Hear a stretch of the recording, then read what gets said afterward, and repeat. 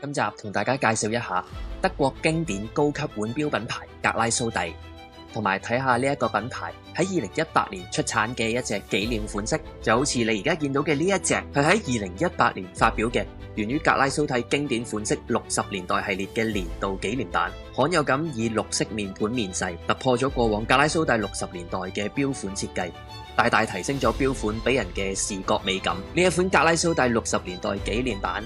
2018年發表39毫米不鏽鋼嘅錶殼，呢個款式嘅特色係前後都使用咗復古凸形鏡面，面盤利用咗從60年代系列嘅製作技藝，創造出獨特嘅紋理同埋漸變效果。呢一種工藝係源於格拉蘇蒂原創嘅自家面盤品牌佛刺海姆工場。呢隻腕錶內部搭配咗39至47自動上鏈機芯，擁有必備嘅鵝頸式微調。呢一款非常搶眼嘅復古60年代綠色面盤，配搭咗高級嘅皮革錶帶，盡顯咗成熟大方嘅韻味。格拉蘇蒂原創，除咗佢哋精湛而嚴謹嘅錶款設計之外，佢哋喺包裝上面亦都一絲不苟㗎。